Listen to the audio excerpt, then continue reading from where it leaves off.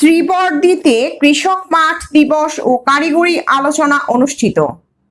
মাসুদুর রহমান, শেরপুর থেকে।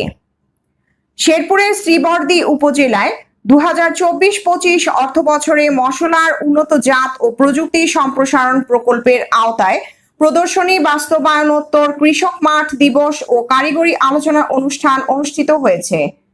আজ বিকেলে উপজেলার সদর ইউনিয়নের কুড়িপাড়া এলাকায় এ অনুষ্ঠান অনুষ্ঠিত হয়।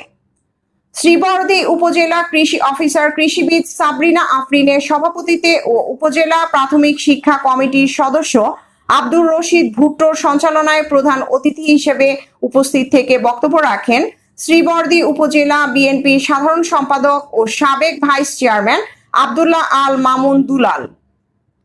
অন্যান্যদের মধ্যে বক্তব্য রাখেন শ্রীবরদী উপজেলা অতিরিক্ত কৃষি অফিসার ওয়াসিফ রহমান, শ্রীবরদী সদর ইউনিয়ন বিএনপির সাধারণ সম্পাদক কাজী আবু তাহের, শ্রীবরদী মডেল প্রেস ক্লাবের সভাপতি মাসুদুর রহমান, অবসরপ্রাপ্ত উপসহকারী কৃষি কর্মকর্তা আব্দুর রৌফ, কৃষক আব্দুল্লাহ আল মামুন, মোহাম্মদ আলী প্রমুখ।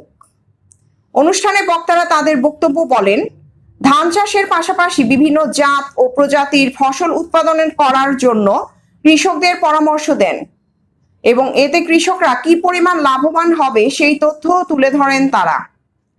উপসহকারী কৃষি অফিসার শওকত আকবর, রওশনারা বেগম কাকলি, শ্রীবরদী উপজেলা শ্রমিক দলের সাধারণ সম্পাদক ফজলুল করিম লাকি, উপজেলা ছাত্র দলের যুগ্ম আহ্বায়ক বিল্লাল হোসেন সোহাগ, সদর ইউনিয়ন স্বেচ্ছাসেবক দলের আহ্বায়ক আকাশ সহ এলাকার শতাধিক কৃষক উপস্থিত ছিলেন।